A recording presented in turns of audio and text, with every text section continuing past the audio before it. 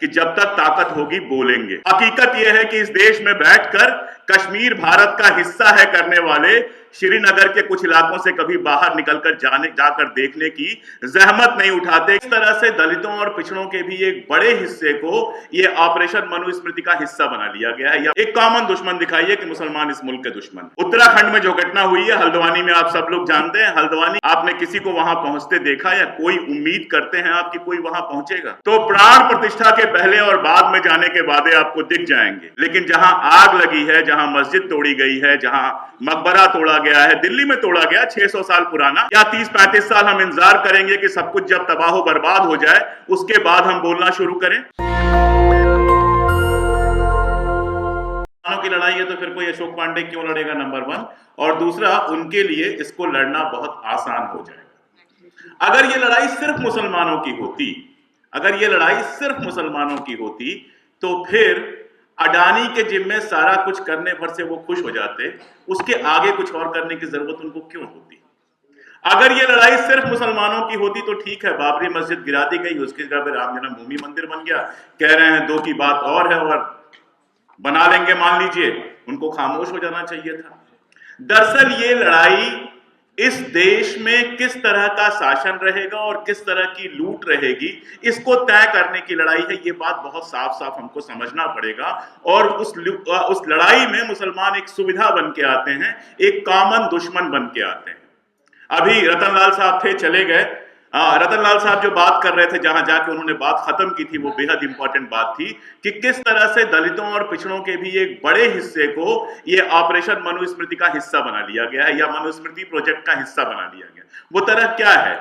एक कॉमन दुश्मन दिखाइए कि मुसलमान इस मुल्क के दुश्मन है।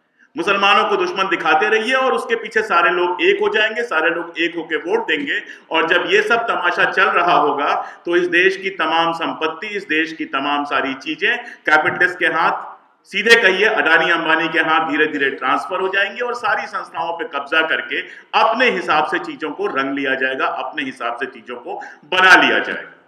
अब 2-3 सवाल और छोटे छोटे। सिविल सोसाइटी का मामला, मुझसे पहले आप कह रहे थे और मैं आपसे पूरी तरह से सहमत हूं कि इस देश में अगर कोई लड़ाई लड़ रहा है और खतरे उठा के लड़ रहा है तो वो सिविल सोसाइटी लड़ रही है। आखिर उमर खालिद जेल जाता है, अभी तक कोई बड़ा मुस्लिम नेता तो जेल नहीं गया जो संसद के अंदर बैठा हुआ है, उमर खालिद जेल जाता है। नेता के लिए तो कितना आसान है कि चवन्नी नहीं हूं, पलटूंगा नहीं, और हाँ जी मैं चवन्नी हूं, लीजिए पलट गया। कितना आसान काम है ये। आप जिनके भरोसे उम्मीदें पालते हैं, आप जिनकी सभाओं में जाके बैठते हैं, तालियां बजाते हैं, आप जिनके लिए सोशल मीडिया पे दिन रात लड़ते हैं, वो कब चवन्नी अठन्नी बन के पलट जाते हैं आपको पता ही नहीं चलता। और आप ना शर्मिंदा हो पाते हैं ना दुखी, क्योंकि आपको अभी और लड़ाइयां लड़नी है, उनके हिस्से की गालियां भी आपको ही खानी है। और ये केवल सोशल मीडिया का मामला नहीं है, ये समाज का मामला है। हमारे जैसे हजारों लाखों लोग पूरे देश में लड़ रहे हैं और बिना किसी सहायता के लड़ रहे हैं। आप लड़िए, आपके ऊपर तुरंत लग जाएगा कि कांग्रेस से पैसा आ रहा होगा, फला से पैसा आ रहा होगा, ढिमका से पैसा आ रहा होगा। कहां से पैसा आता है लोग जानते हैं, और इन लड़ाइयों में क्या क्या कीमत चुकाई जाती है वो लोग जानते हैं। मैं अगर यहां कहूं कि मुझे सरकारी नौकरी छोड़नी पड़ी तो बहुत छोटी सी बात होगी, क्योंकि लोगों ने पता नहीं क्या क्या छोड़ा है। लेकिन जब पॉलिटिकल क्लास का सपोर्ट हमें चाहिए होता है तो मैं माफी चाहूंगा कि हमारा पॉलिटिकल क्लास इतना ज्यादा एलीट है, वो साउथ दिल्ली से लेकर और जहां हम बैठे हुए हैं उस इलाके तक इतना व्यस्त है कि इसके बाहर निकलकर ईस्ट दिल्ली, वेस्ट दिल्ली और बाकी सारे जगहों में जाने का वक्त नहीं है उसके पास। लखनऊ, कानपुर, हैदराबाद तो आप छोड़ दीजिए, वो जाता है तो वैसे ही जाता है जैसे पुराने शहंशाह जाते थे। जाता है, एक पूरे उसके पीछे काफिला चलता है, बड़ी मुश्किल से अपने कार्यकर्ताओं के लिए उसको 5 मिनट मिलता है। हाँ, जब उसको आपसे काम होगा तो उसकी उम्मीद जरूर होगी कि उसके कॉल की पहली घंटी पर आप उठा लें। अगर 3 घंटियां बच जाएगी तो उन्हें लगेगा कि उनकी बेइज्जती हो गई है। जब आपको जरूरत होगी तो वो कहीं दिखाई नहीं देंगे। और इस देश का जो पॉलिटिकल क्लास है, जो खुद को विपक्ष कहता है, खुद को सेकुलर कहता है, मेरी सारी शिकायत उससे है। उसे वोट चाहिए, उसे मुसलमानों के वोट चाहिए। लेकिन जिन इलाकों में लिंचिंग हुई है राजस्थान के, मैं घूमा हूं, गया हूं, बहुत सारे लोगों से मिला हूं, माफ कीजिएगा किसी पॉलिटिकल पार्टी का कोई बड़ा नेता उनके पास पहुंचा नहीं है। दिल्ली के बयानात को छोड़ दीजिए, फारूक साहब बैठे हैं, कश्मीर पे कुछ कहना कुफ्र होगा आपके सामने, लेकिन हकीकत यह है कि इस देश में बैठकर कश्मीर भारत का हिस्सा है करने वाले श्रीनगर के कुछ इलाकों से कभी बाहर निकलकर जाकर देखने की जहमत नहीं उठाते कि वहां के गांवों में, वहां के छोटे छोटे कस्बों में AFSPA के तहत आम मुसलमान किस तरह की जिंदगी जी रहा है, वो भी नहीं जो अपने आप को सेकुलर कहते हैं। अभी उत्तराखंड में जो घटना हुई है हल्द्वानी में, आप सब लोग जानते हैं, हल्द्वानी के लोकल विधायक के अलावा आपने किसी को वहां पहुंचते देखा या कोई उम्मीद करते हैं आप कि कोई वहां पहुंचेगा? एक जो ये पॉलिटिक्स इस देश में शुरू हो गई है कि हम सेकुलर हैं तो मुसलमान तो हमको वोट देगा ही, बाकियों को खुश करो, तो प्राण प्रतिष्ठा के पहले और बाद में जाने के वादे आपको दिख जाएंगे। लेकिन जहां आग लगी है, जहां मस्जिद तोड़ी गई है, जहां मकबरा तोड़ा गया है, दिल्ली में तोड़ा गया 600 साल पुराना, राखी त्रिपाठी गई थी, डॉक्टर साहब गए थे, नेता कौन गया था?